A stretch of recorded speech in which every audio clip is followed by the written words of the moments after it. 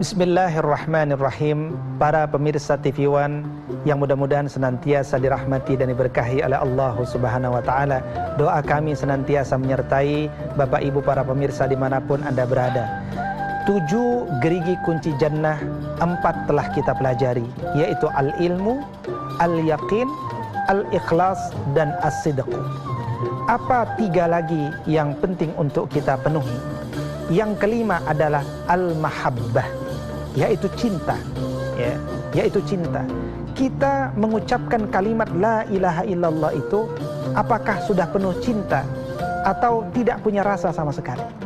Nabi SAW mengingatkan kepada kita, hendaknya engkau itu beriman sampai pada fase halawatul iman, manisnya iman, zaqa ta'mal iman, ya, terasa nikmatnya iman, sampai kemudian kita dengan lepas mengucapkan raditu billahi rabbah, aku ridho Allah itu sebagai Rabb, wabil islami dina, aku ridho Islam itu sebagai agamaku, wabi Muhammadin nabiyya wa rasulah, aku ridho Nabi Muhammad sallallahu alaihi wasallam itu nabi dan rasulku.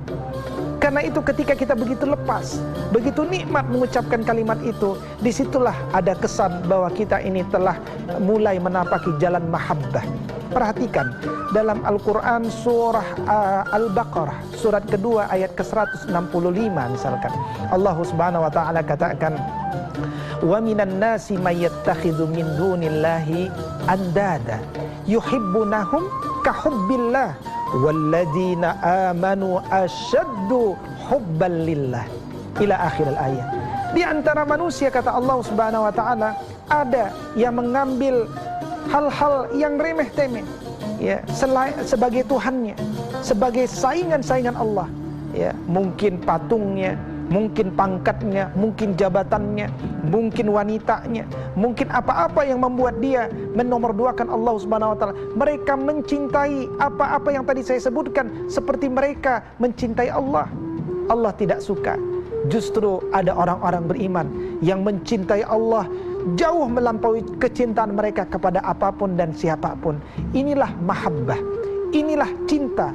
Inilah yang kemudian membuat manusia itu betul-betul meninggalkan al-karhu, meninggalkan kebencian, meninggalkan penolakan, ya.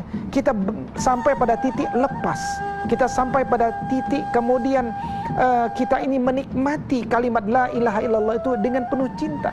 Orang yang cinta, dia tidak lagi dibatasi dengan angka-angka, meskipun dia menghormati angka-angka. Orang yang cinta, maka dia akan melakukan segala sesuatu itu dengan penuh kenikmatan. Para sahabat Nabi ketika mereka telah mencintai agama ini, dia siap untuk berjuang untuk mendapatkan cinta ini. Kalau kita lihat misalkan antara Muhajirin dan Ansor saja misalkan, dapat kita lihat bagaimana Nabi SAW sangat jarang memberikan kepada orang-orang Ansor. Orang-orang Ansor itu sangat berjasa dalam hijrahnya Nabi. Mereka menerima, membantu, membesarkan Muhajirin. Tapi Nabi tidak pernah untuk memberikan sesuatu yang besar kepada Ansor. Kenapa? Karena Nabi ingin menjaga mereka pada level titik yang tinggi, yaitu level pemberi, level melayani, khadim, bukan level menerima. Manusia itu akan mulai turun derajatnya ketika dia mulai menerima, ketika dia mulai mengharapkan sesuatu dari manusia. Tetapi ketika dia senang memberi, maka lihat bagaimana orang-orang Ansor pada khususnya, juga kemudian tentu kita dapat ambil daripada kalangan Muhajirin misalkan, bagaimana kita lihat mereka senang memberi daripada menerima. Tangan di atas lebih baik daripada tangan di bawah. Itulah mungkin prinsip-prinsip yang mereka pegang teguh sebagai konsekuensi mereka mengharapkan cinta Allah Subhanahu wa Ta'ala daripada sekadar cinta manusia. Gerigi yang keenam adalah al-inqiyadu, yaitu ketaatan sebagai lawan daripada at-tarku, sebagai lawan daripada meninggalkan. Bagaimana kemudian ketika seseorang itu bertauhid, ya, ketika orang itu mengucapkan kalimat-kalimat tauhid la ilaha illallah, menunjukkan ketundukan. Dia tidak ingin berpikir kecuali dengan apa yang ada di dalam Al-Quranul Karim. Ketika dia bicara tentang konsep manusia, dia ambil konsep manusia dari Allah, dari Al-Quranul Karim. Ketika dia bicara konsep tentang dunia, dia ambil bagaimana dunia dalam perspektif Al-Quran. Ketika dia bicara tentang apa itu hidup, bagaimana hidup menurut Al-Quran. Ketika dia berbicara tentang ilmu, bagaimana ilmu menurut Al-Quran, ya? Ketika dia berbicara tentang nilai, bagaimana nilai menurut Al-Quran, maka dia nomor duakan akal pikirannya. Karena ada Allah Subhanahu wa ta'ala, dia gunakan akalnya bukan untuk mendahulukan dirinya, tapi dia gunakan akalnya untuk memahami kandungan-kandungan kitab suci, ya. Itu yang keenam. Yang terakhir atau yang ketujuh adalah al-qabulu, yaitu lawan daripada ar-raddu. Betul-betul maknanya adalah kita menerima. Kita menerima dengan sepenuh hati kalimat ini. Dan meskipun dia berkonsekuensi kepada diri dan kepribadian kita, terjadi reformasi, perubahan yang dramatis, yang bersungguh-sungguh dengan kalimat tauhid itu. Bagaimana kemudian manusia dulu ada yang senang berzina, kemudian dengan kalimat ini mereka tinggalkan zina. Ada manusia yang dulu kemudian senang minum minuman khamar, mereka segera tumpahkan khamar-khamar, drum-drum mereka. Padahal dulu tidak disebut orang Arab, kecuali mereka punya drum-drum khamar di rumah mereka. Tetapi begitu Allah haramkan khamar, pada saat itu mereka tidak ada salam perpisahan dengan khamar.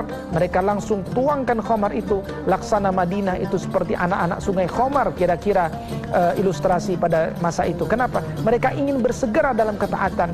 Inilah makna qabul, makna ketika di mana manusia itu ingin bersegera dalam ketaatan demi ketaatan.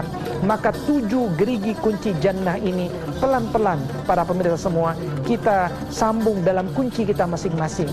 Melalui kalimat la ilaha illallah ini, sampaikan kalimat la ilaha illallah. 1 dengan ilmu, 2 dengan penuh keyakinan, 3 dengan penuh keikhlasan, 4 dengan penuh kejujuran, 5 dengan penuh cinta, 6 dengan penuh ketundukan, dan 7 dengan semangat penerimaan 100%, menerima kepada apa seluruh konsekuensi dari Allah Subhanahu wa taala. Mudah-mudahan Allah Subhanahu wa taala mudahkan kita untuk mencapai hajat hidup kita. Bismillahirrahmanirrahim. Allahumma la sahla illa ma ja'altahu sahla. Rabbana habib ilainal iman wa zayyinhu fi qulubina wa karrih ilainal kufra wal fusuqa wal isyan waj'alna minar rasyidin. Rabbana atina fid dunya hasanah wa fil akhirati hasanah wa qina adzabannar. Walhamdulillahi rabbil alamin. Aqulu qawli hadza wa astaghfirullah li wa lakum wallahu muwaffiqil aqwamit thariq. Assalamualaikum warahmatullahi wabarakatuh.